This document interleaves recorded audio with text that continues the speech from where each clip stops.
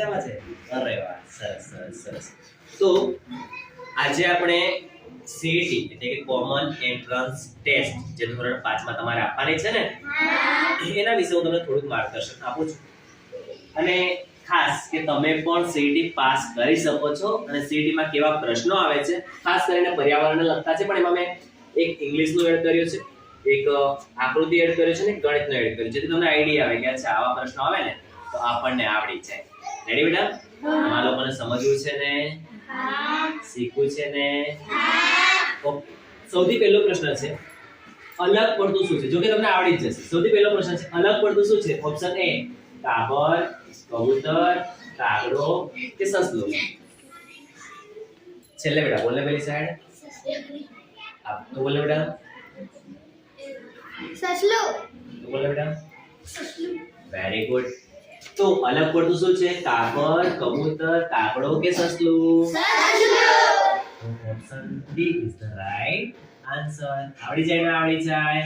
આવડી જાય. ઈઝી છે કે અઘરું છે? ઈઝી. બીજો પ્રશ્ન R S T U એના પછી શું હશે? હા બેટા બોલ ને. V. શું હશે? V કયા ઓપ્શનમાં છે? એ. Very good. ત્યારબાદ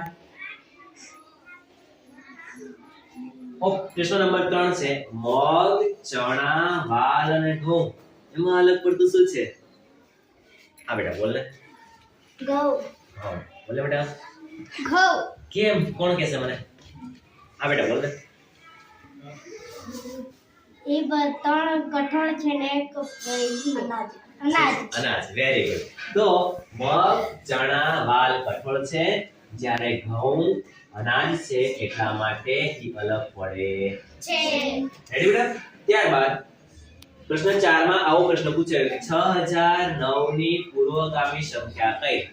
6009 ની પૂર્વગામી સંખ્યા કઈ? બોલે બેટા. બોલે બેટા. 6008. તો બેટા 6008 કયા ઓપ્શનમાં છે? અરે વાહ, વેરી ગુડ.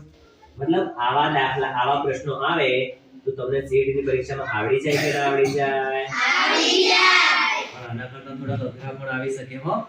એટલે ખાસ ધ્યાન રાખવાનું, મગજ લગાવીને શાંતિથી વાંચીને પછી પ્રશ્નોના જવાબ આપવાના. હવે પ્રશ્ન નંબર 5. કયો પદાર્થ પાણીમાં સંપૂર્ણ ઓગળી જાય? કયો પદાર્થ પાણીમાં સંપૂર્ણ ઓગળી જાય? રેતી, તેલ, મીઠું કે પ્લાસ્ટિક? બોલે બેટા. મીઠું.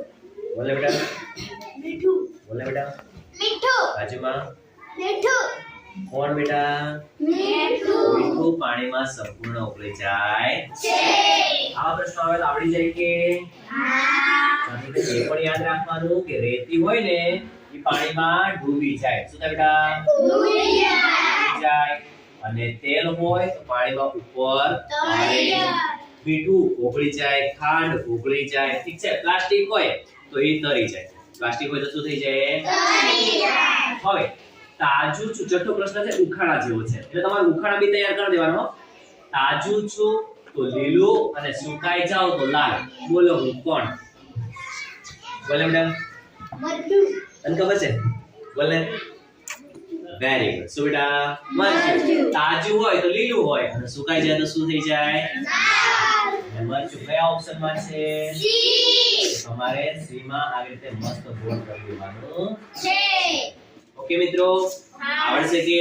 હા. એના પછી કાચું હોય તો ડૂબે, કાચું હોય તો ડૂબે. અને પાકું હોય તો નરે. બોલો કોણ? બોલો બેટા. લીંબુ. તે છેલ્લી છોકરી. લીંબુ. બોલો બેટા. લીંબુ. બોલે. તું બોલે. લીંબુ. બોલ બેટા. લીંબુ. તો લીંબુ એટલે ઓપ્શન એ સાચો જવાબ છે. હવે છે ને, હવે એકદમ મસ્તનો પ્રશ્ન છે, બિલકુલ તમને આવડે એવો કે કયા પક્ષીની આંખ માણસની જેમ માથા પર આગળ આવેલી હોય છે? બોલે બેટા. ઘુવડ. ઘુવડ. બોલે બેટા. ઘુવડ. પેલી છોકરી. ઘુવડ. બધા સમૂહમાં બોલો ચાલો. ઘુવડ. તો ઘુવડ એક એવું પક્ષી છે જેની આંખો માણસની જેમ આગળ આવેલી હોય છે તમને બધાને સમજ પડી કે કેવા લાગે પ્રશ્નો આવડી જાય એવા લાગે છે સીટી પાસ કરી દેશો કે કેટલા પાસ કરી દેશે સાચું ને આપો ને ઓકે તો આવા જ પ્રશ્નો આવે છે પણ આપણને શું ખબર હોવી જોઈએ પર્યાવરણમાં તો બેટા જો પક્ષીઓ અને પશુઓ આપણને ખબર હોવી જોઈએ એટલે એમાંથી પ્રશ્નો આવે તો આપણને આવડી જાય બીજું એબીસીડી આપણને આવડવી જોઈએ એકડા એકા અગિયારા આ બધું આપણને આવડવું જોઈએ સાથે સાથે કઠોળ અને અનાજમાં પણ ખબર હોવી જોઈએ પૂર્વગામી એટલે છે ને પહેલાની સંખ્યા પૂર્વગામી એટલે કેવી સંખ્યા અને જો અનુગામી શબ્દ આવે ને યાદ રાખવાનું પછીની સંખ્યા કેવી સંખ્યા બેટા એ યાદ રાખવાનું એટલે એવા કોઈ પ્રશ્ન આવે તો આપણને આવડી જાય સ્થાન કિંમત આપણને આવડે અંકો શબ્દોમાં આવડે એ આપણે ધ્યાન રાખવાનું કયો પદાર્થ પાણીમાં ઓગળી શકે એટલે આમાં બેટા કયા ઓગળી શકે એવા છે ને કયા નથી ઓગળે એવા ને એવા પદાર્થો પણ આપણને ખબર હોવી જોઈએ જેમ કે હું પૂછું પથ્થર ઓગળે કે ના ઓગળે ના ઓગળે પણ હું તમને કહું કે ખાંડ તો ઓગળી જાય એવું આપણને ખબર હોવું જોઈએ પછી મરચા મતલબ દેખો મરી મસાલા જે છે મસાલા પણ આપણને ખબર હોવા જોઈએ બેટા ઠીક છે એ કેવા આવે છે એના વિશેની પણ માહિતી આપણને હોવી જોઈએ કયા પદાર્થો ડૂબી જાય કયા પદાર્થો તરી જાય એ પણ તમારે પાંચમા ધોરણમાં ભણવાનું આવે છે એટલે તમારે તમારી ચોપડી કમ્પ્લીટ વાંચવાની તૈયાર કરવાની હો આ ધ્યાન રાખજો એના પછી હા પક્ષીઓ વિશે પણ આપણને ખબર હોવી જોઈએ આ નાની નાની બાબતો છે પણ જો તમને આટલા પ્રશ્નો આવડી શકે છે તો આખે આખું સીટ નું પેપર પણ આવડી શકે છે એના માટે જરૂર છે તૈયારી કરવાની શેના માટે શું કરવાનું બેટા તૈયારી હવે બધા તૈયારી કરશો કે હા પાક્કું કરશો ને કોણ પણ કરશો જરા હાથ ઊંચો કરીને મને બતાવી દો મને ખબર પડે વેરી ગુડ ઓકે તો મળીએ ફરી આવતા શનિવારે